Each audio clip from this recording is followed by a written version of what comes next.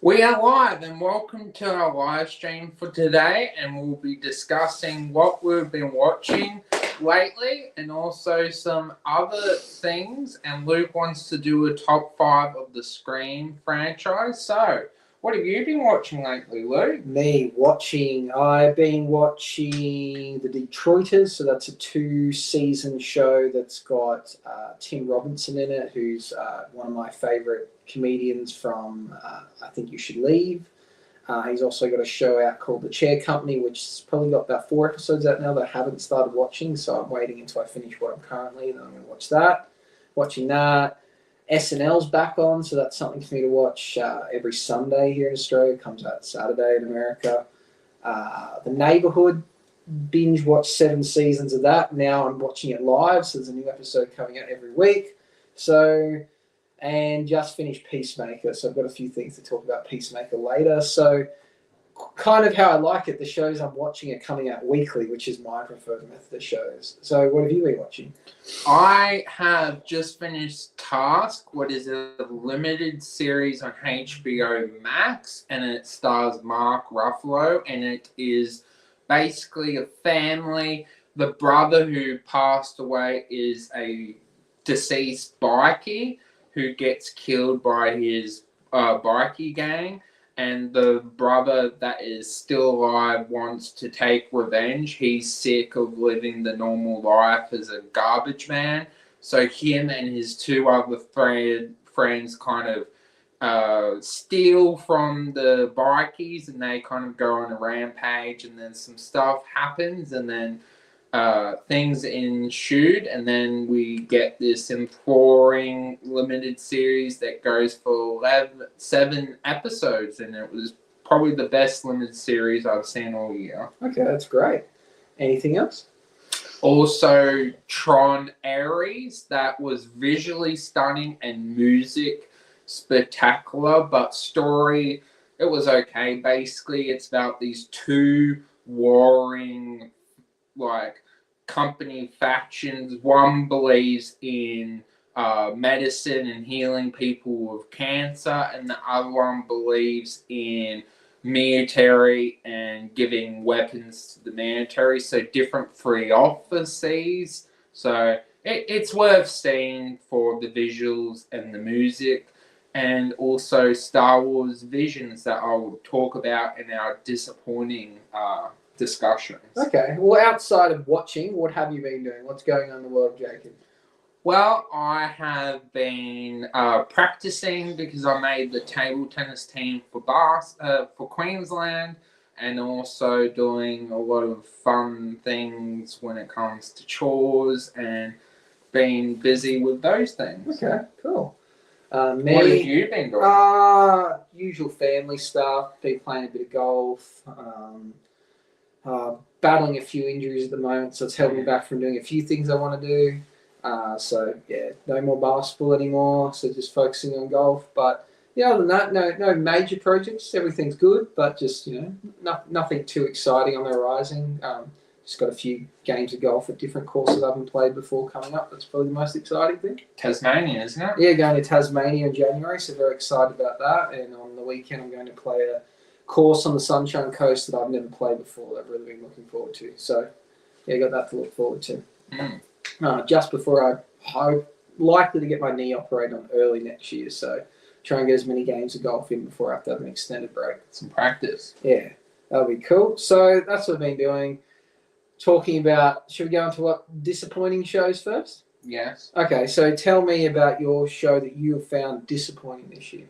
So, unfortunately, season 3 of Star Wars Visions just came out, so I was pretty excited for that because seasons 1 and 2 were pretty amazing, seeing different interpretations of their visions of Star Wars, and then watching season 3, some episodes were basically sequels from season 1, what was fun to see. But I personally would have preferred if it was more different storylines and more unique concepts. Basically, all the storylines felt very predictable. There's one episode that basically there's a prince that needs to get away from the empire, so they hire a smuggler. A lot of things become kind of predictable, and then the smuggler's like, oh, wouldn't it be nice if we have a Jedi? And then one of the characters just happens to be a Jedi, just stuff like that. It didn't feel,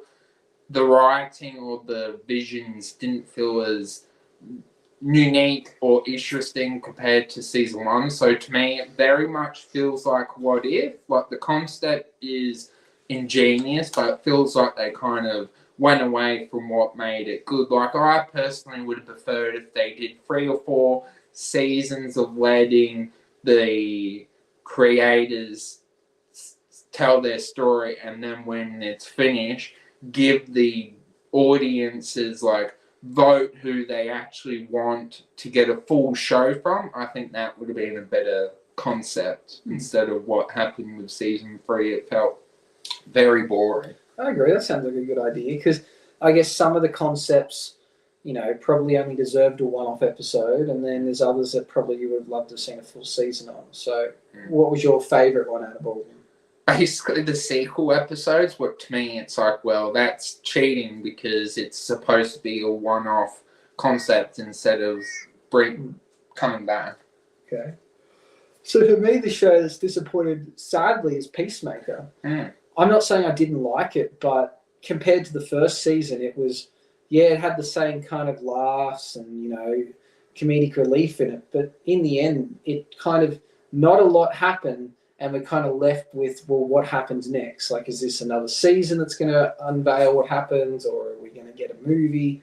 It just feels really, at the end of it, like, what was the point? Nothing came of it. So it was fun along the way, but I'm just disappointed in the sense of, I had heard all along that apparently they weren't making a 3rd season. So if this is all we're getting, well, I'm left on a huge cliffhanger, which is, I don't know, it just feels like there's something missing, and I'm not happy with it. So Peacemaker is disappointing in the sense of it really was nothing. Like, if you could get away with not watching this season. Yes, you won't know what's going to happen if there is a 3rd season, but it didn't add anything to the story, really. And then the cool concepts that were in terms of, going between dimensions and multiverses is left unexplained, which I think was I didn't like that. So rewatching it, I would find it hard to enjoy any of it knowing what's coming, because the things that's exciting is like, oh, they're going to explain that, or where's this going to go? Is some crazy boss going to show up? And none of that happened. So it would be hard to watch it a second time knowing that nothing really comes of the whole season. So for one, cliffhanger at the end, which I'm not going to ruin for Jacob, but now not knowing what's going to happen with that cliffhanger is the disappointing part. Are we ever going to find out? Is there going to be another season, or do we have to wait for a movie? Yeah, so that is my most disappointing show of the year. It's unfortunate. Moving on to movies. What do you think has been the most overachieving movie of the year? What movie do you think you've seen this year that you didn't know that it would be great, but then now looking at it, you go, that was one of the best movies I've ever seen? Probably Weapons, actually. I when I was watching it, I don't normally watch horror, and I didn't expect much from it. And then when I finished it, I was like, that was a pretty amazing movie. Yeah, I've only heard good things about Weapons. A lot of people are talking about it. For me, I'm probably other people expect this to be good, but I didn't think I would like the F1 movie as much as I did. I think, being not a fan of cars, I respect Brad Pitt as an actor, but it's not like he's my favourite actor and everything he sees I love.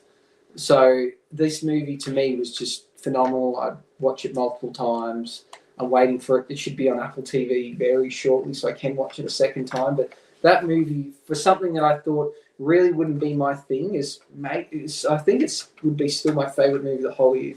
So for me, I think F1 is totally overachieved in my books. Interesting to see the hype it will get once it comes to streaming, because there would have been a lot of people that missed it, the movies. So now getting its second wind and rebirth on streaming, we'll wait to see how it takes up. Yeah, that's a good pick. Has there been any movies you think that have really disappointed you that you've seen this year?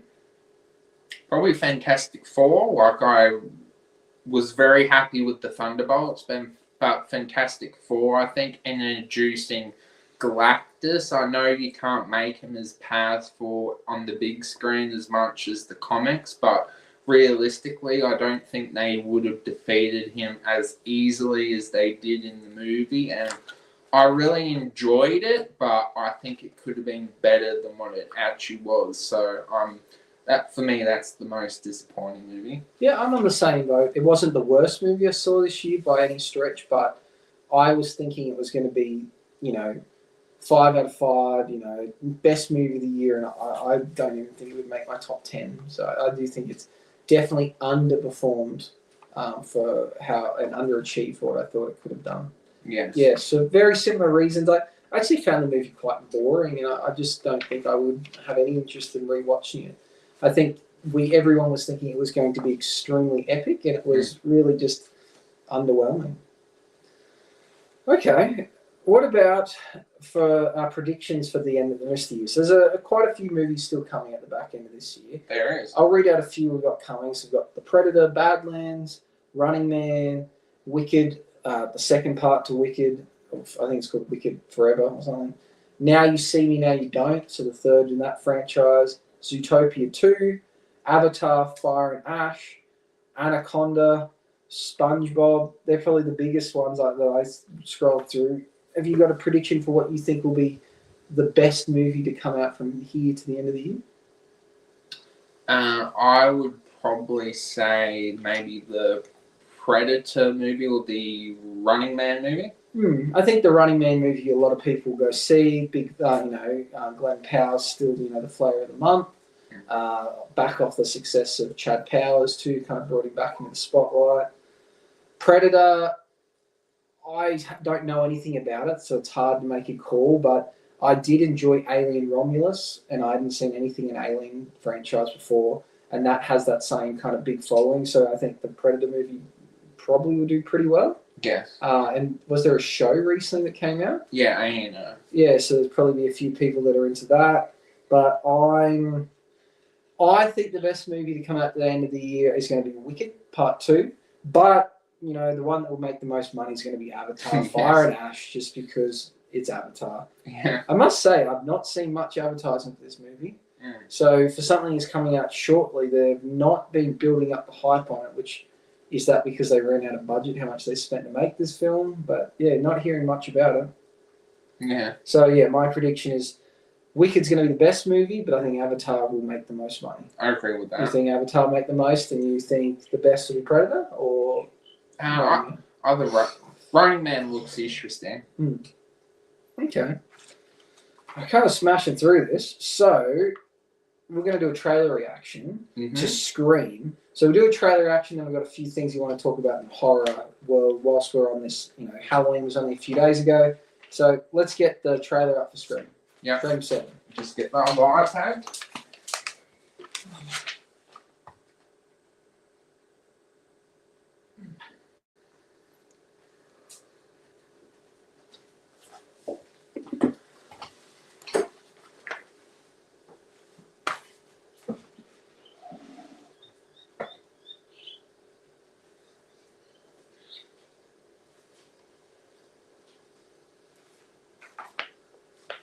Attention.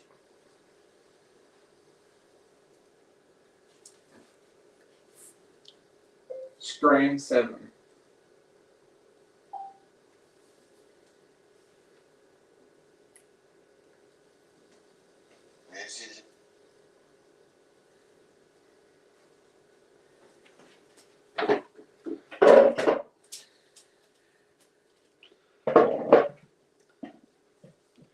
So for those that don't know, Scream is one of my favourite movie franchises of all time. I think it's a very, very clever horror franchise. I will dive into it way deeper after we watch this, but here is the trailer to Scream 7 coming out early next year, opposed to coming out in Halloween, which I think is a strange move, but early 2026, Scream 7.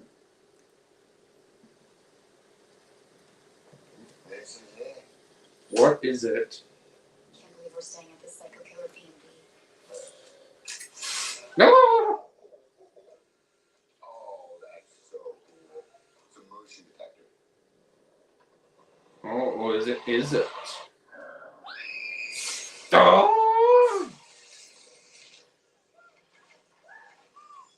flying.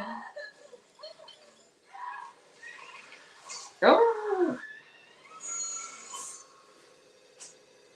Clever riffs. Hello there. Did you miss me?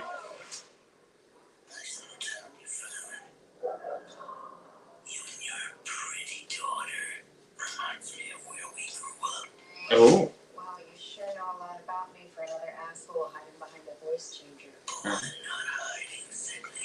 Oh. Who are you? Not this time, buddy. Oh, what's going on? Wow. Oh.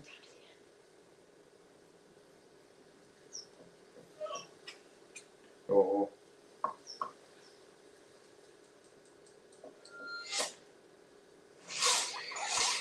Oh. I want to be a fighter, like you. Finally. If you hurt her, I'm not going to hurt her until you're here to see it. Let's unlock this fucker. Oh, swearing language. Friends died for just being near you. Where is my daughter? No one hurts my daughter. You didn't listen to me. I'm trying to find another way. We're gonna do this together. You're gonna have to shoot him through the wall. Where? To the right of the door. Shoot him now. Do it now. Oh, you're good. Oh. He's dead. You need to make sure you shoot him in the head. Oh, okay. He didn't die. Burn it all down. Burn it down, buddy.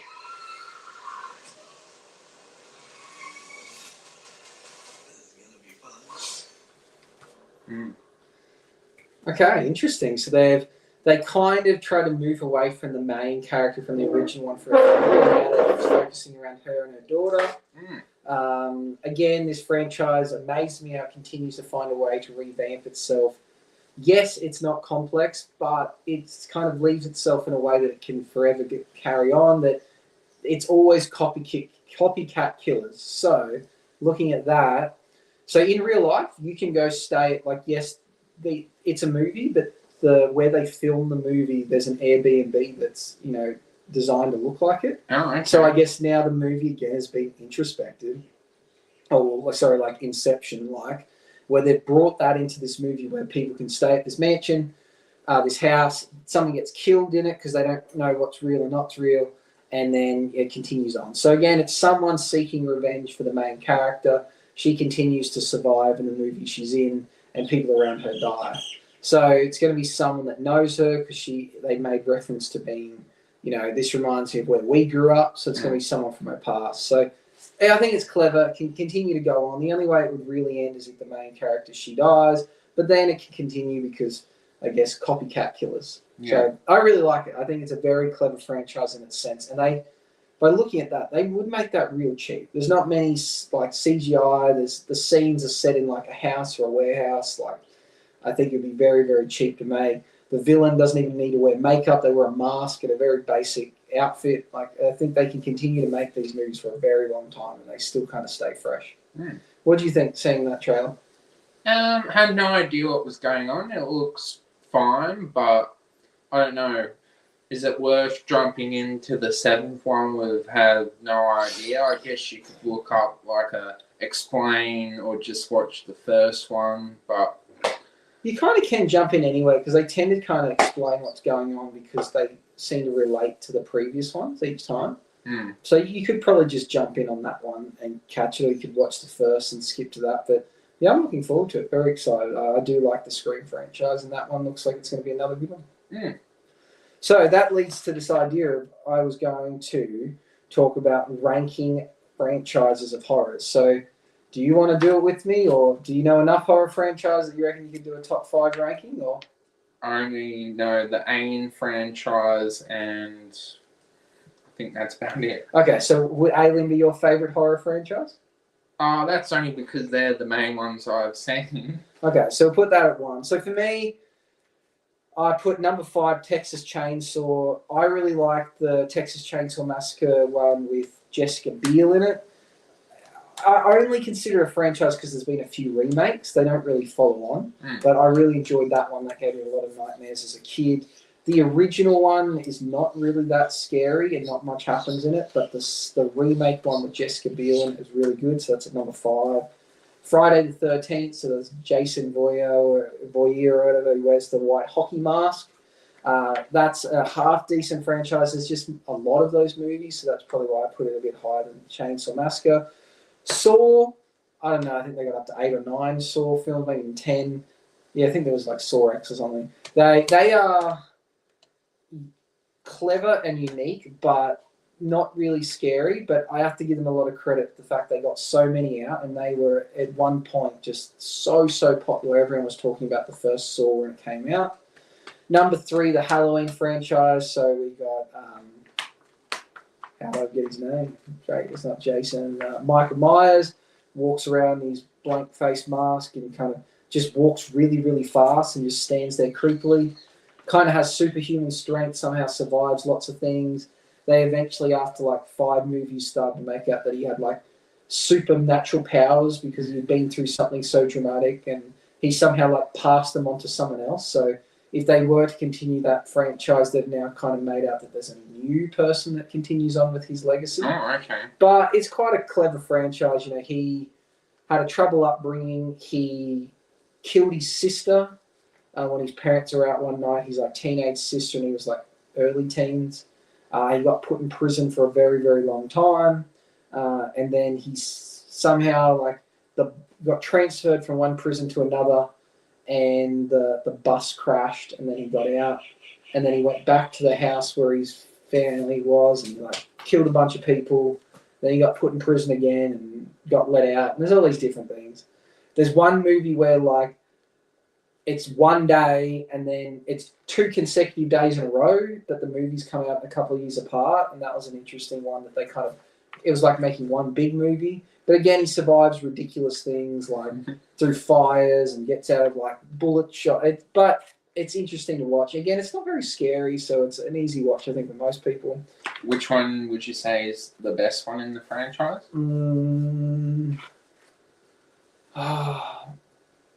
I think it's called like Halloween 4 or something. I don't know. Some have numbers, some have names. They remade a couple. Some have different like directors or owners of them, so they went a different route. So it's very hard. But yeah, that one I enjoyed. They all also have Jamie Lee Curtis. She's in all the Halloween films. Somehow this guy as a street, they all decide we're going to catch this guy, and they corner him, and they take turns at beating the shit out of him, kicking him, hitting him with baseball bats, and then he gets up and he has one weapon and he literally kills 20 people. They're in a circle and just bang, slash, he just slashes them all up, and you're like, what? Mm-hmm. Like he killed a group of 20 people that had him surrounded. And then he like goes to this house, and then there's like a bunch of firemen putting out fires, and he grabs an axe. He just single-handedly kills every fireman. Like, ridiculous, absolutely ridiculous. But it's fun to watch. It's one of those movies. It's fun to watch and to commentate on how stupid it is. And then at number 1, which we just reviewed, Scream. So many things I like about the Scream franchise. The fact that it somehow brings in its real life fandom into the movie. It has a movie inside the movie that they're fans of. It has all these things that they follow on from. So I just think Scream is a very clever franchise, fun to watch, and can continue to make more and more movies, and I will definitely be there to see them. Yes. That's pretty much all we had on the run sheet. What else would you like to talk about? Oh, what's going on? Weren't you going to rank the Scream movies? That's too hard to rank them. With 7 of them, I think some of those franchises, when you put them together, it kind of just makes one big blob. I think it's very hard to try and rank them. It's like trying to rank all the Star Wars films. I think for me, I see them as one whole thing and they're little sections of it. Yeah, I don't think I could rank them. I comfortably say the first one's my favorite. The second one's the most clever. And then there was one further on that was like pretty cool where they involved, streaming and, trying to make a movie with what was going on. Like as the murderer was killing people, they'll live streaming it. So that's probably one of the more interesting ones. But yeah, I think it's very hard to rank those.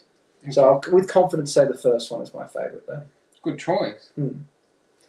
Any other things you've been wanting to talk about or tell us what's going on? Well, I will talk about lately. I've actually been going to 4 pubs, so I was actually thinking about ranking the quality with different categories. So the categories will be the taste of the food, the cheapness, and also how the place looked and things like that. So starting off at number 4 would be the Wallaby Hotel. Unfortunately, because it was a while ago since I went to the Wallaby Hotel, maybe 2 or 3 years, it wasn't as good as I last remembered, and the food didn't taste as good, so it wasn't as good in that category. The chicken was quite salty and not that nice, and the Parmigiana wasn't as good as well, and it was quite expensive, so it is in last place in all categories. And then in third place is the Diamond Hotel. So what it does better is the service, the quality of food, and things like that, but it doesn't do as good job as the top 2. The Parmigiana was a little bit not as nice as the top 2, obviously. Coming in at number 2 is the Dog and Parrot, and I was quite surprised because it's been a while since I had food at the Dog and Parrot, so that was number 1. The meal was very nice. The service was in the middle because one of the there were 2 females and one of them was very good. The other one was arguing, so that's why all categories matter. And then coming in at number 1 is the Burleigh Bombers. So the food was amazing, the service was amazing, all categories. So that's the ranking for all the food restaurants, and got all the same meals, Parmigiana. Okay, I think you might have to go try the Robina Pavilion next. Mm. But out of all those, I would say Robina Pavilion's is better than all those. Okay. It's got a nicer view. It overlooks this nice little watery lake thing. The service is really good. Probably won't interest you this much, but their drinks menu is really massive. They've got lots to choose from at the bar. Their price is pretty good. You can join their club for free and get a discount. And they give you really big meal sizes. But yeah, their food's exceptionally good there. So I highly rate the Robina Pavilion. More than the others?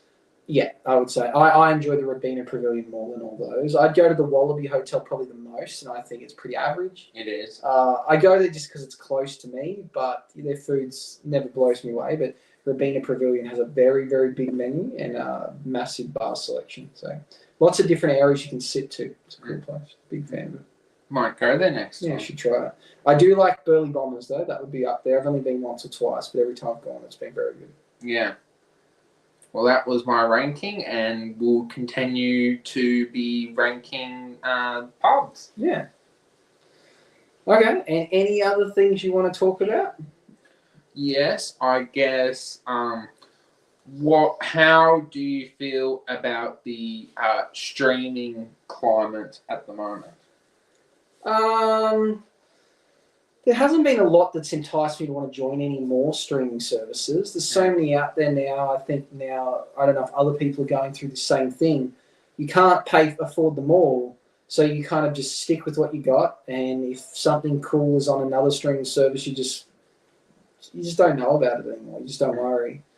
And I don't know if people are that often talking about streaming anymore. Where before, they'd go, "Oh, you've got to watch this show. Oh, but it's on binge, so you got something to binge." I haven't heard anyone recommend or talk about a show on a streaming service in a long time, because I think people are I think they know that you don't want to recommend something to someone and they're like, "Oh, well, I don't have Netflix," and then you've got to go into discussions about people's finances or their reasons why they don't have it. So I just think people have just kind of stopped recommending, and I just think there's streaming services have put themselves out of business. I think I guess it's one of those things. If you bring out a product and you see it's popular, everyone else goes, well, we can do it better.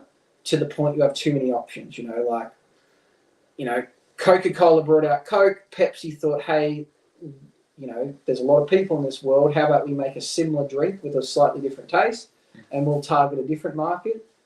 You don't really see a third one come in. There'd be no point. Then there's three people making a very similar product, and you're just going to be that one that goes, well, are you Pepsi or Coke? You go, no, I prefer such and such. And you go, well, what do you mean? So you don't want to be the third biggest thing.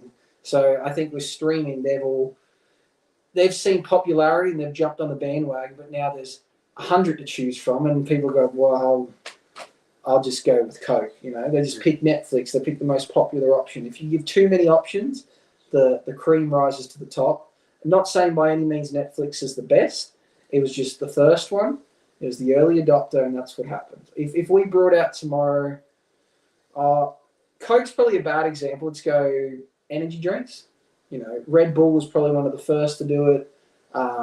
Prime, Monster, Mother, all these other companies have brought out ones. They've all got their popularity, but at the end of the day, Red Bull gives you wings. Red Bull got in early. They have the marketing, and people tend to still gravitate towards it, or they just have such a market share. I guess, let's say there was only Red Bull and V to choose from. You probably get 50-50, but because there's Red Bull and 100 other options, you find that Red Bull get lots of customers. Everyone else just gets the drips and drabs. So I think that's what's happening in the world of streaming. Netflix continues to be supreme, and the others just get the drips and drabs. Where, I'm sure those other companies probably wish that it was just them and Netflix, because people have gone, I can join Netflix and Hulu, two things, so be it. Even a third, Netflix, Hulu, and HBO Max. As soon as you chuck in Disney and Amazon and Apple, they go, oh, screw it, I'll just get Netflix. It's too many. So I think they've diluted the product that they are fighting against each other. There's too many, yeah. That's my thought. So I pay for Apple, Amazon, and Netflix? No, I don't have Netflix. So just those two, and and that's more than enough for me to find things to watch. What are your thoughts on streaming? I kind of agree with you. I think there's too many to choose from, and it's kind of spoiled what was good about streaming. And it's also because there's so many streaming services, they have their originals, and then there's too many to keep up with. So you're trying to choose shows, so the consumer gets overwhelmed with how many shows to choose from, and you can't watch everything, so it's hard to keep up with it. Yeah, I agree. There's too many options. You end up just picking the easiest one.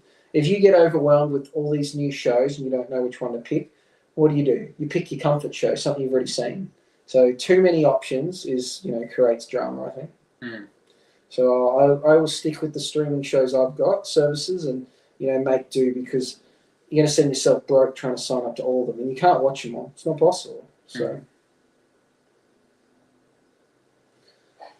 Okay, anything else you want to talk about? Well, what is a universe that you wish you could live in and be there?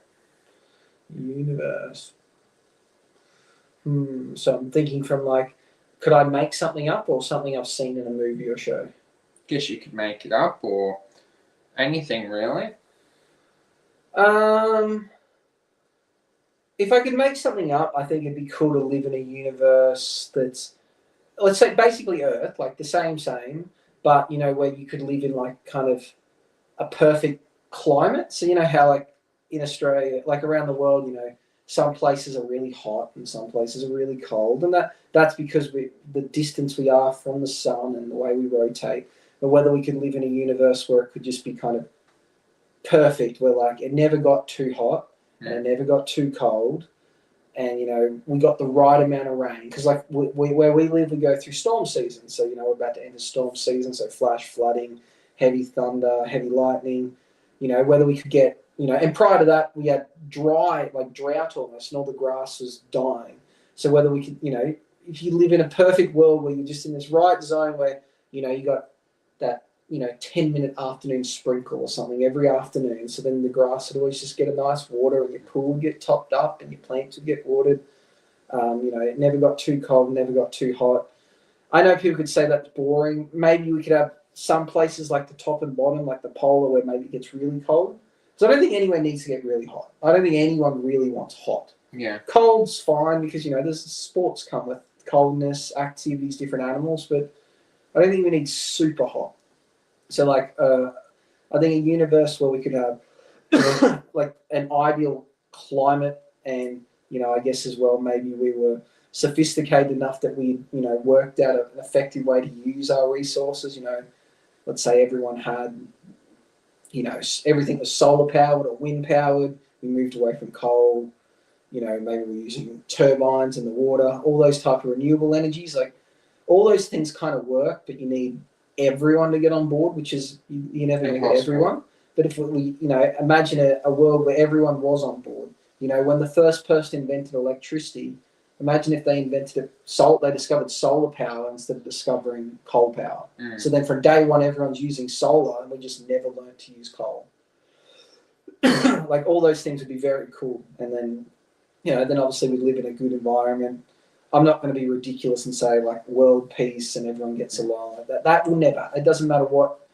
If you woke up if you went to the multiverse and it seemed like there was world peace, there's probably not. There's probably something going on that you don't know about. It's not possible people always conflict, but I think if we could solve maybe some environmental issues, and then then you can just make do with what you got, because I think world peace is completely unrealistic. There will always be conflicts between different humans, no matter what we do. It'd be nice to lessen the conflicts, but the conflicts will never cease to exist. The only way they would cease to exist would be basically a dictatorship and one person telling everyone what to do and think, which is not what you want to be part of either. So, yeah, I don't think that's achievable. So that would be mine. If I was to pick something from like a movie or a show or something, I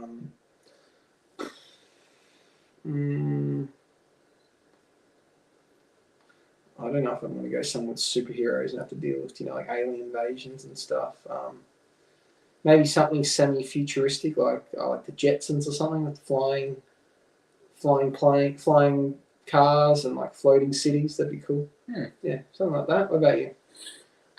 Probably for myself, maybe Back to the Future or something that's futuristic. Mm-hmm. So what you mean, like something that happens in the Back to the Future movies, you mean, or? Yeah, going in the past and something fun. I think it would be very cool to live in like the early 20s. Early 20s American is pretty cool, but there's also like a lot of bad things that went on in that time. I think it'd be cool to go back in time and spend a week, a day in those times and see what it was like. Because I guess you can go to places that kind of mimic it, an event, but being actually be there and walk around and see these old cars and the way people do things, I just think it'd be very, very cool. I think it'd be awesome that one day, if time machines existed, or if you built one yourself, to be able to go to these places, but some kind of like rule where you can't affect the future, you can't do it. You basically can just observe. Yeah. I think it'd be cool to go and walk around and kind of answer these questions. Like, what did dinosaurs look like? Let's go back. And what actually happened here, or go back and watch a famous sporting event or something. I think that would be very cool just to experience it. Or even if you couldn't walk around, you could just kind of like see what actually happened from someone else's eyes, so that it's not a lie or a game of Chinese whispers. You're like, no, this is fact. This was there. Yeah. Kind of like what they do in Assassin's Creed. I guess they use like DNA and they go into like back to the past. That'd be cool. Yeah, that would be cool. Okay. Any other questions? Are we starting to wrap this up? I guess, would there be a TV show that you would ever go and watch, or a TV show that you want to get into? Well, I haven't. Or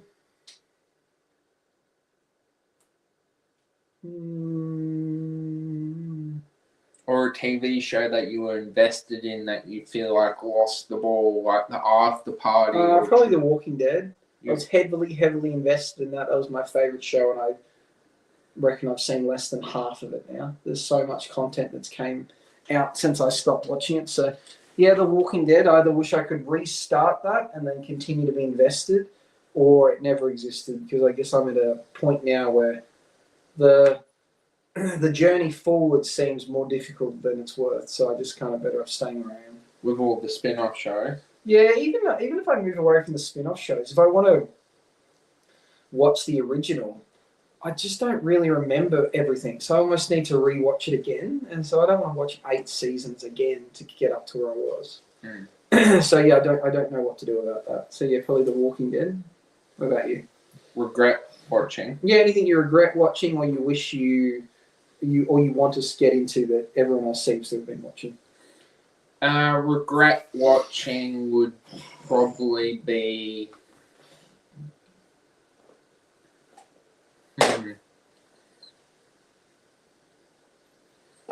maybe a show called Sleeping Hollow, because it was a great show, and then season 4 ends on a cliffhanger and we never got another season. So basically it's a concept that was actually a horror movie with Johnny Depp, and then they made it into a TV show completely different from the horror movie, but probably Sleeping Hollow, because just the cliffhanger made it that it needed a season 5. Okay. A TV show that I think I need to get back into is probably like Stranger Things or something like that. Yeah, I never watched any of Stranger Things, and everyone seems to be into it, but I feel like it's a large investment that I just don't have the time to do now. So sadly, it's kind of passing by. Yes. Well, thank you for watching. Hope you enjoyed the live stream, and see you in the next video or live stream. Let the force be with you always. See ya. Bye bye.